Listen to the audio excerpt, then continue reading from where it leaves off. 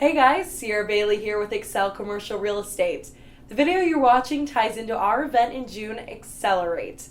If you want to learn more about what you see today, scan the QR code on your screen or click the link in the description to get your tickets now before early bird pricing runs out. Enjoy the video.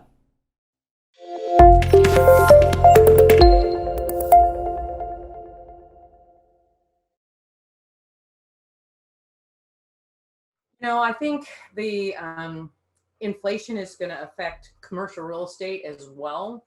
Yeah. Um, and I think that all of that is going to come back to what our next speaker is going to also be talking about more when it comes to lending and being able to qualify for financing and how all that is going to influence that. Could you go into maybe talk about your top two or three favorite trusts and why you like them, and give it a little bit more description of those different kinds of trusts. I like that concept, and especially when you're trying to protect that generational wealth. Yeah. Trusts are a really great way to do that. I think, we're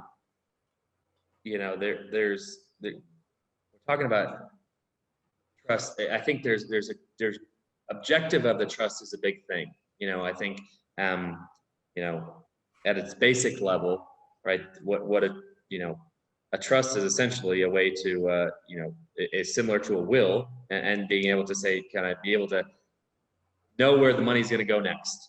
I think specifically, things that kind of have bothered our clients a little bit is if something happened to me in the nearer term while I'm still alive, is there a way to protect my assets from creditors? That's been a big thing that's come up for a lot of, how do I, if I end up rear-ending someone on the way down back home, back down to Brentwood for me, does someone see my, see my card and say, this guy's got some money, then figure out, oh, I've got to, then not only does, I need to keep, whatever the aspect would be. So, there's a couple trusts, asset protection trusts, and then a trust called a TIS, are both ways to kind of protect the liability when it comes to kind of the potential of of kind of the liability in the shorter term on that. I think one big thing that we talk about is having really good trust work when estates are over $10 to $15 million, to make sure that that assets can get out of estate and into the right, to make sure that they're pushed in the right direction, and while you can still have a hand on things. I think education on trust is really important. We work really hard with estate planning attorneys and in the room with them to make sure that our clients understand how trusts work, because sometimes there's unintended consequences to have trusts. Sometimes people lose control of assets when they didn't really intend to. Sometimes the idea of it is not what they thought it would be.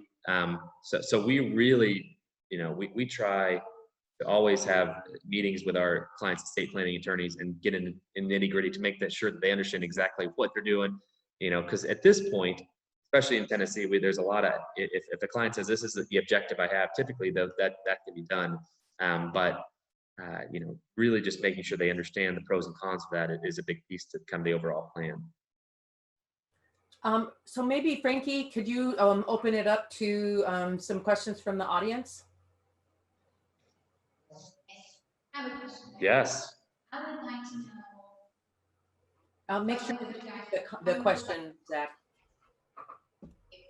Pre-pandemic and now we're pandemic, how that has changed what you might say in your. That's awesome. So the question about a cryptocurrency, and especially kind of maybe a year ago pre-pandemic versus now, and has maybe recommendations changed at all, and kind of our thoughts on that.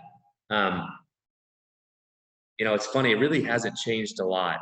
I think that when it comes to someone's kind of investment assets specifically, and the bucket that we have there, we talk a lot about having, about taking a large chunk of that and having a long-term kind of stock market portfolio that we know is going to generate what they need to live on long term. If someone had an interest in a lot of things, we actually have a client today that has a sports card that's worth $5 million. A sports card, but it's you know, he thinks it's going to keep going up to the moon, and we've said, hope so.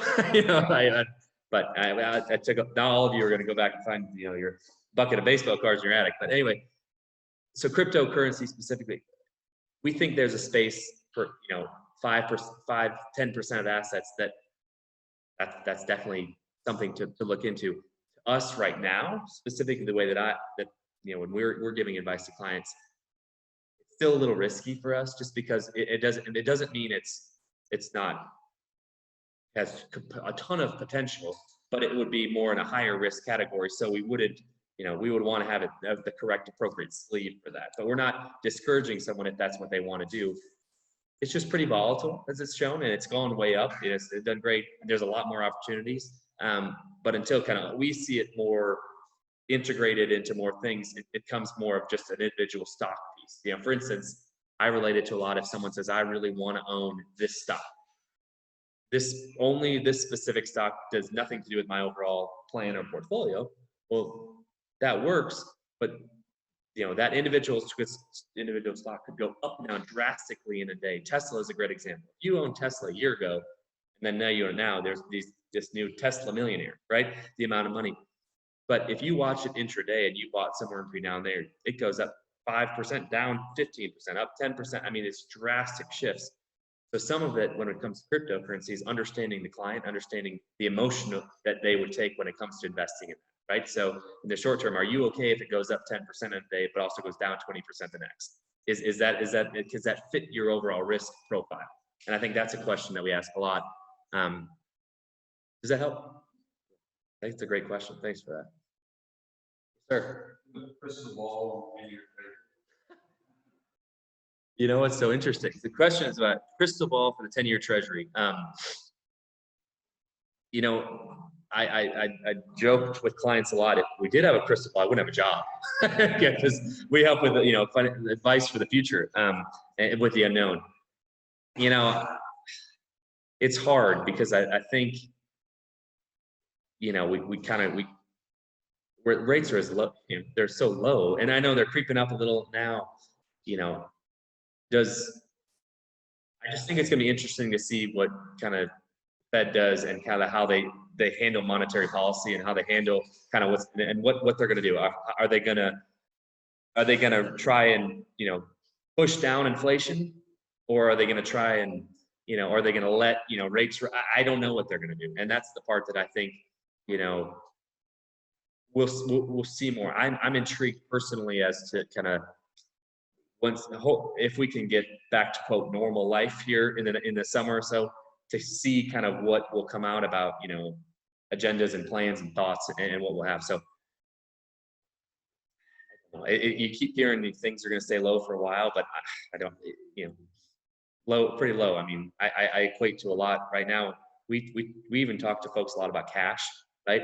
And it's so funny because there's a big gap right now between the savings account and there's not really a middle between because I mean, someone the other day said, I got 0.5 on my savings account. And they were excited about that. And I know, you know, there's a day when you could get a lot more on cash and it was just normal. And so it's been interesting because there feels like a gap right now in our world to say very, very liquid that doesn't pay anything, or you got to take some risk. And that's the balance that I think I'm ready to kind of to shrink a little bit, because there's not a middle, and that's hard for a space when in terms of risk and kind of having the right risk.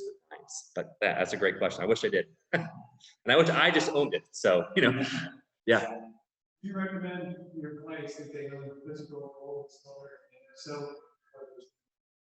so? That's a good question. You know, the question that I think alternative investments are a good piece to have in a portfolio. We think about, you know, 3 to 5% of an overall portfolio in the investment space is a good number, whether that be physical or in, you know, nowadays there's things like ETFs that you can buy gold into. I know that's actually in the stock market, but, you know, it tracks along that. One thing that we talk to clients a lot about when it comes to owning, you know, anything is how do you get out of it? You know, is there a market to get out of it? You know, if someone's presented with a deal, okay, what's your out? When are you going to get paid on that? Gold and silver, it's definitely a, you know, it feels like it kind of shifts around. And when you see buy more gold times, it feels like that's maybe the time to, you know, offload a little bit of that 5%. But in terms of that alternative space, we think 5% is a good number of a good diversified investment portfolio to have something, whether that be physical or in terms of, you know, commodities or ETFs of gold or things like that. But, you know, we think that ratio is pretty good. But it's interesting space. We do have a lot more clients that are telling me that they're buying, that they now have more silver pieces than they did last year. So, and more guns. That's a good question. So the proverb is, when is the best time to plant a tree? 10 years ago. When's the next best time? Today. You know, I look at that as with stocks and bonds and investment in commercial real estate, especially in our area where our particular market is so strong. Is there any local stuff that you would recommend? You know, do you have some hometown favorites? And as far as investment type products, as well as stocks and bonds? Yeah, that's a great question. It's funny. I think I do so much work with clients that have maybe a too much of an allocation into one specific stock because of their jobs have let them have you know, stock options and things have let them to have too high of a portion of, you know, of you know, in one company. You know, then I don't know if I have anything specific that on a local point of view. It's interesting. We did have a client that got that was solicited from the Nashville Stars baseball organization about that's kind of ramping up, and kind of that there's a pool of fun there. You know, I think the question I get a lot, and this kind of bleeds over into, you know, into your world and into, you know, is the real estate market, in terms of the commercial, or not commercial, but more residential, is there room to buy and make money in terms of like rentals? You know, is there still a space there? And that's hard to know that answer. You know, it seems like, you know, you know, because I get a lot is like, is the real estate market local here continuing to run? You know, I live down in Brentwood, and it feels like people are paying ridiculous amounts of money to be close to school, you know, and be in a certain neighborhoods, and you know, places that, you know, 5 years ago were, you know, not even close. So that's an interesting space right now. Is locally, is I'm intrigued as to what's going on. You know, you know, can you still flip a house around here and make the money you could have, you know, 5 years ago? I don't know. I think people are wanting to get into it, and it's kind of the, you know, is it too late for that area to really make that in terms of the residential real estate? I don't know. So those are things that I've got questions about. For clients that I'm getting questions about is it still a good time locally to do things like that? So You and we can have a conversation offline about my opinion about that. yeah. I'm so grateful for you being willing to share your knowledge tonight. Let's just have any more questions from the floor before we move on to our next panelist. No, I appreciate you guys though. Thank you. I got some cards up here if anyone would like them. We live in a world where, you know, we're relationship building. So if anyone ever has questions about things, you know, we don't charge to meet or to talk. We're here to build relationships, answer questions, and help folks with a long-term plan. So grateful to be here. And I left some cards with Jenna and Brian. Thank you so much for having me. Thanks everyone for being here. This is fun. There's more people than I thought, and feels good to be back to normal. So Jen and Brian, thanks for championing us being together, because this is awesome. It feels like kind of normal. So Thanks for watching this video. If you like what you see, be sure to follow our Generational Wealth Learning series. On select Thursdays, we offer cutting-edge industry information that would normally cost thousands of dollars. And the best part, our education is absolutely free. If you register through our events page, you can join us live, either in person or over Zoom. In the meantime, like this video, comment down below, and subscribe to our channel so you never miss a beat.